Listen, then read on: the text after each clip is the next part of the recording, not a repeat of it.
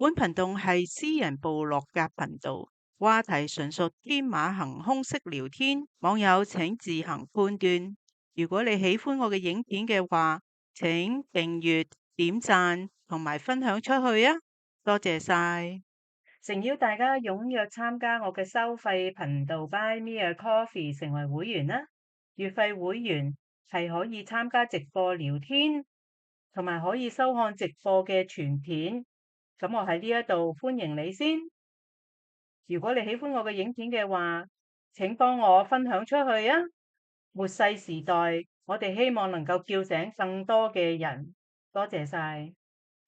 والله ما أنا قادر أعمل لك حاجة. كانت النار أنا مشتعلة فيها في جسمي في إيدي أنا اليمين وأنا بنقذ أولادي. فيش أقل من لحظة كتلة من جهنم، كتلة من لهيب جهنم نزلت علينا، أكلت أولادي وأكلت خيمتي، وزوجتي كانت نايمة في مكانها ما تحركتش الثاني. الهواية أنا عزقتني برا الخيمة، وصحيت على حالي وقفت على حالي وعلى رجلي، ما فيش فيها أنا أي حاجة. طلعت هيك في أولادي، مين أنقذ؟ مين أطلع؟ طلعت ابني الصغير وطلعت بنتي الأكبر منه. كان شعبان قاعد على تخته، كان قاعد على التخت زي هيك ورافع أصبع السبابة. كل اعتقادي وكل تفكيري قلت شعبان قاعد، ممكن إنه يلحق حاله، ممكن إنه ينقذ نفسه. فقلت أنا بنقذ الأطفال نايمين. أنقذت الأطفال وأنقذت بنتي، لكن كان شعبان في اللحظة هذه النار شايلة فيه والنار مشتعلة فيه. وقفت عاجز، العجز التام، الاستسلام الكامل، وقلت له سامحني يابا، والله ما أنا قادر أعمل لك حاجة. كانت النار أنا مشتعلة فيها في جسمي في إيدي أنا اليمين وأنا بنقذ أولادي. شعبان اليوم عيد ميلاده.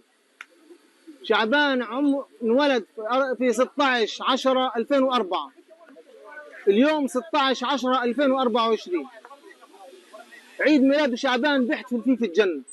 اليوم هو وأمه بيحتفل فيه في الجنة. شعبان يوم ما استهدفوا المسجد كان عليه سرد للقرآن. من بعد صلاة العشاء قاعد يسرد لما صارت الساعة 12 في الليل، وبيحكي لي الكلام هذا، بعد لي إياه. فبقول لي يابا غلب علي النعس وغلب علي النوم. فبقول لي نمت، وشاءت الأقدار ما يقارب 25 شهيد في ضربة الجامع، لكن الحمد لله رب العالمين الله نجاه. أكل من غرزة بس، لا في عنده كسور ولا عنده جروح ولا عنده حروق ولا عنده أي حاجة، الحمد لله رب العالمين. شعبان مش ابني، شعبان كان ابني وصاحبي وأخويا. شعبان كنت أطلع طش أنا وياه، طشاتي كلها مع شعبان، كنت أنا شايف الدنيا فيه، كنت بستنى اللحظة اللي أشوفه فيها مهندس قد الدنيا. شعبان كان هان بتعلم في جامعة الأزهر هندسة حاسوب وتكنولوجيا واتصالات. قال لي يابا بدي أخلص بكالوريوس هان، بدي أطلع أكمل تعليمي برا. قلت له يابا الله يفتح عليك، أنت بتستاهل كل خير. شعبان حافظ كتاب الله كاملا. والله كان قدام عيني شعبان بنحرق، أظن أنت شفت الفيديو قبل بنحرق.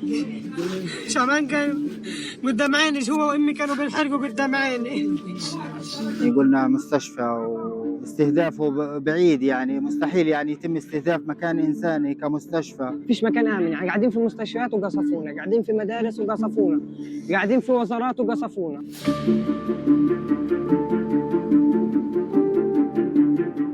إجا يوم 14/10/2024 اليوم الأسود إلي ولكل عيلتي. سمعت صوت انفجار، أنا كنت نايم في الخيمة تحت الشغل، سمعت صوت انفجار. أنا طلعت من برا الخيمة، سبت الخيمة وطلعت برا أشوف الانفجار. لقيته في خيمتنا، لقيت خيمتنا مولعة وأخويا مولع ورافع إيديه لفوق. هجمت إني أطلع أخويا، إني أطلع إخواتي، كلهم إخواتي كانوا نايمين ما عدا أبويا كان صاحي وبطلع في إخواتي. أخويا شعبان كان صاحي، في إشي واقع رجله مش قادر يطول رجله، كان رافع ايديه فوق، حد يطلعه، حد هذا. انا هجمت عليه اطلعه، مسكوني تقريبا فوق 10 شباب، ما حدش رد يدخلني. انا يعني موقف لا يوصف. انا كنت يعني شايف اخويا هو بينحرق. انت حط حالك مكاني، حد يحط حاله مكاني. امي قاعده بتتفحم، اخواتي بصوتوا مش قادرين يطلعوا، الباب مولع نار والخيمه مولعه نار. تم استهداف المكان بصواريخ من طائرة استطلاع الساعة 1 فجرا. يعني صحينا على صوت الانفجار، لقينا النار مولعة في الخيام، الفرشات والنايلون اللي موجود في الخيام. عيلتي وعيلته أكثر من 10 أفراد. لقينا أهالينا وأولادنا مولعين في النار وحاولنا ننقذ فيهم. طبعا أخويا تصاوب والنار كانت قوية جدا، ما قدرناش إحنا ندخل للنار وننقذ يعني زوجة أخويا وابن أخويا اللي كانوا تقريبا أكثر إشي النار ماسكة فيهم. منظر النار ومنظر الحريق كان كتير مؤلم. كبني آدم وإنسان بيطعى منك، النار ماسكة فيه وأنت مش قادر تساعده أو تقدم له أي مساعدة. والله سجد، وامي كانت نايمه وشعبان كان بنحرق، وانا رحت انقذه ورحت اطلعه. الناس كانوا ماسكينه قدام عيني رافع ايديه لفوق. احنا طلعنا اللي قدرنا نطلعه، بناتي وبنات اخويا واولادي واولاد اخويا طلعناهم، هاي موجودين في المستشفيات في العنايه المركزه. ومرت اخويا زوجته استشهدت وابن اخويا استشهد. ناس كانوا عزيزين علينا. ابن اخويا كان من المتفوقين، من 98% جاب في توجيهي، ما شاء الله حافظ المصحف. اللي محتاجه فيش حد بيقدر يعمله، اللي محتاجه اشوف امي، اللي محتاجه مين بده يقدر يخليني اشوف امي؟ مين؟ احنا لجأنا للمكان هذا وقعدنا فيه، مكان امن ومكان انساني حسب تعليمات الجيش، انه المكان يعني المنطقه الوسطى او المحافظه الوسطى منطقه انسانيه ومنطقه امنه. هذه مسؤوليه العالم الانساني الصامت على هذه الجرائم المتكرره في كل الاماكن. للاسف ما ضل مكان امن ولا ضل مكان بعيد عن الاستهداف. This is Democracy Now!, democracynow.org. I'm Amy Goodman. Tributes have poured in from across the globe for 19-year-old Shaban Al-Dalu, a software engineering student who burned to death after Israel bombed Gaza's Al-Aqsa hospital in central Deir al-Balah early Monday morning. The bombing set off a massive fire in an area packed with makeshift tents housing displaced Palestinians who'd sought safety at the hospital, including Shaban's family. He was an engineering student at Gaza's Al-Aqsa University who just started his studies in September of last year. He built the tent shelter his family was living in when Israel bombed them. Photographs and footage of his final moments shocked millions around the world as Shaban laid in a hospital bed with an IV attached to his arm as the flames engulfed him. This is a video of Shaban Al-Dalu, in his own words, posted as part of a fundraising campaign to evacuate him from Gaza with his family. From the tent where we reside, I'm Shaban Ahmad, 19 years old. I'm a student studying software engineer. In this barbaric starvation war, we have displaced 5 times so far. Now we are in Al-Aqsa Martyrs Hospital in the middle of Gaza, Deir al-Balah. I'm taking care of my family as I'm the oldest. I have 2 sisters and 2 little brothers and my parents. We live in a very hard circumstances, suffering from various things such as homelessness and limited food and extremely limited medicine. And the only things between us and the freezing temperature is this tent that we constructed by ourselves. Shaban was at Al-Aqsa hospital receiving care after he survived the earlier Israeli strike. Shaban al-Dalu would have turned 20 this week. We go now to Gaza, where we're joined by Abu Bakr Abed, a 21-year-old journalist from Deir al-Balah in Gaza. He used to be a football or soccer commentator, but now, as he says, he's an accidental war correspondent. His new report for Drop Site News is titled, Shaban al-Dalu burned alive in Gaza would have been 20 today. Shaban burned alive alongside his mother, who was also killed on Monday morning. And we've just learned his little brother has succumbed to his injuries. Abu Bakr, you wrote in your piece, he was then immolated along with his mother. We couldn't identify which charred body was him, but then we searched for a gold necklace his mother used to wear. We found it on one body and knew it was her. Then we buried them in one grave. You also shared the tragic news that Shaban's youngest brother, Abdul Rahman, has succumbed to his burn wounds. He was 10 years old. Abu Bakr Abed, you were about the same age as Shaban. Talk about how you learned of his story and the importance of you writing it.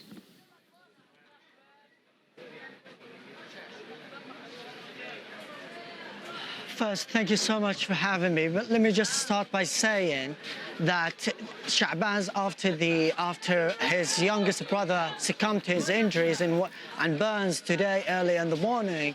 Now, the other two sisters are facing the same fate. They are being treated here at Gaza's hospitals, which lack every basic necessity inside them. So they are on the verge of also being killed and passing away. So we're talking about an entire family that is going to be wiped out. Another family is going to be wiped off the civil record, which is incredibly harrowing. Regarding the story of Shaban, you know, I just live a few steps away from the hospital. I'm here, I'm a regional resident of Deir al-Balah, and then pre-dawn, before dawn exactly, an attack happened and I was harshly awakened, as this is the norm over the course of time since this genocide started. So when the footage and the videos really went viral on social media and everywhere, then I was just looking at the photos and the videos, and there was someone inside, engulfed by flames, being burnt alive in front of millions of people.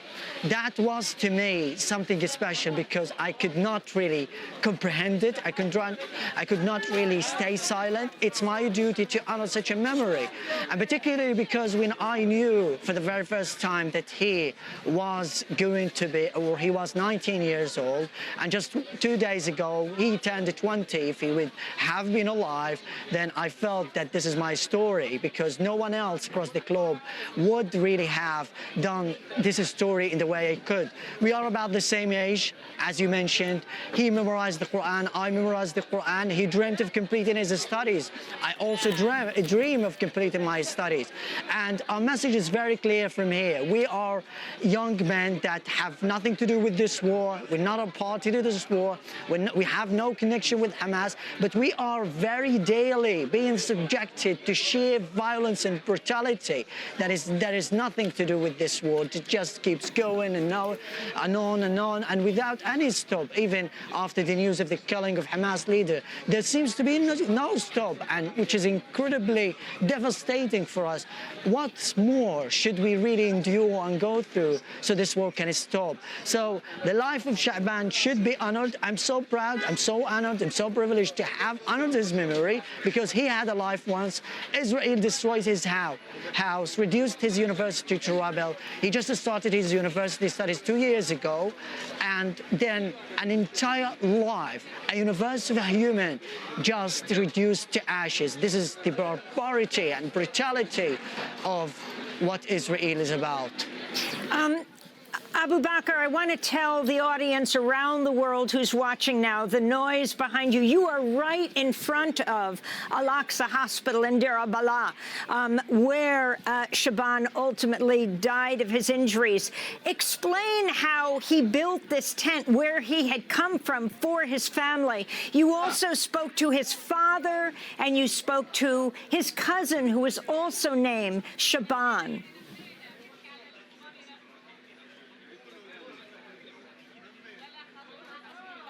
Yes, it's just devastating. They are now appealing to everyone outside the world that we want to help the entire family. We want to help the other members that are still surviving their burns. But unfortunately, there seems to be no end. People overall, they are heading to hospitals because they think hospitals are probably or are, seemingly the safest places here in Gaza. But the fact is that there is no safe place in Gaza. Shaban fled his home from Al-Nasr neighborhood in Gaza City to Al-Aqsa Martyrs Hospital from the very first days of this incredibly harsh genocide, and he sought refuge here. But unfortunately, he was killed, he was immolated alongside his mother, and now his brother, his youngest brother, has passed away. We're now talking about a very high possibility that the other two sisters of Shaban will join them. Now, it's just incredibly, devastating and disappointing to hear about such innocent souls being taken, being, stolen, loads of dreams and loads of things. And it's the same fate. They are being treated now inside hospitals in Gaza. These hospitals, as Israel continues its blockade of medical aid entering the Strip, the closure of the two crossings in Gaza, Karm Abu Salam and Rafah crossings, are making things very difficult to treat, many patients. Even here inside the vicinity of the hospital here, we're talking about like funerals after funerals, a lot of people wailing over the bodies of their loved ones. Mothers are crying and sobbing in pain. Children don't have food. And it's the same story for me. I just have, I'm just being starved. I'm incredibly going through such a devastating and harsh time where I can't find anything, any means of life. It's been a year. These people's wounds haven't yet been healed up. We want to talk about that even time doesn't, heal their wounds. We just want to bring to the world, conjure up to the world the idea that, or the many reasons why this world should push for a ceasefire, should make the ceasefire, should trigger a ceasefire deal very soon, because it seems incredibly heartbreaking what we are seeing on a very daily basis. Even just minutes before I'm talking to you, the Israeli military has ratcheted up its attacks in central Gaza and the northern parts and here in our city. So the overall situation we're talking about is just getting dire and deteriorating every single day. Why? The main question is why? What Israel wants to achieve here in Gaza after nearly obliterating every meter of Gaza. This seems incredibly and, unbelievably heartbreaking. Abu Bakr, I wanted to play Shaban's uncle, Abdulhay Al-Dalu. The occupation is the incinerator. The most difficult thing for a person is to be burned. This is a message to the world. I wish the world look at it and see the reactions of people regarding this burning of a Palestinian person who is being tortured day and night. Nobody looks at the Palestinian person with mercy, neither the Arab countries, nor the Western countries, nor the countries of the international community. Again, that is Shaban Al-Dalu's uncle, Abdulhay Al-Dalu, talking after Shaban died. Shaban was 19. Our guest right now, Abu Bakr Abed, is 21. As we were showing video of Shaban, Abu Bakr, I couldn't help think how much he looks like you. You're similar ages. There you are in front of the hospital. And I also couldn't help notice how skinny you are. How are you getting food? And how is your own family getting food?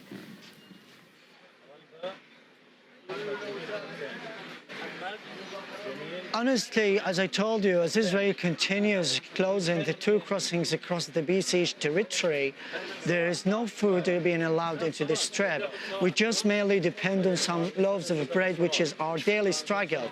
To get food, I don't know where else across the globe, across the entirety of the globe, getting food and looking for some water is an arduous journey. We are struggling. We are, exerting so much effort, minutes to just get a sip of water and then some food. I'm talking about myself here as someone who's struggling with my weak immune system. There's nothing to do with this war in particular. I haven't got any, since this genocide started, any food, any fresh food that I can really help myself with. I'm most of the time fatigued, which is a result and a symptom of Israel's continued genocide. It's the same thing. My family are the same. My parents are sick. We haven't been able to provide my parents with any medications, with any needed medications over the course of the past time. So it's not only my struggle, it's the struggle of every single one here in Gaza. And because we are talking about Shaban was starved. He was immunocompromised as well. And he had gone through many times of gastroenteritis, hepatitis A virus, before even being injured inside Al-Aqsa Martyrs Mosque, when he was injured and his head was stitched up by 20 stitches.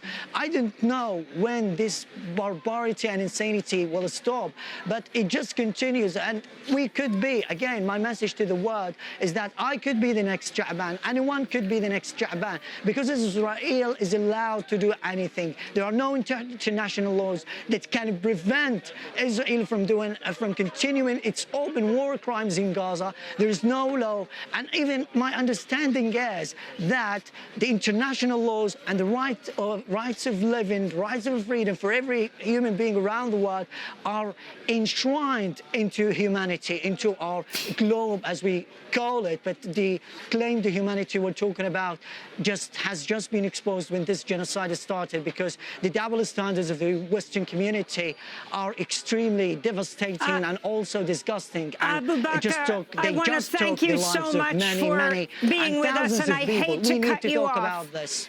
Thank you so much for being with us, Abu Bakr.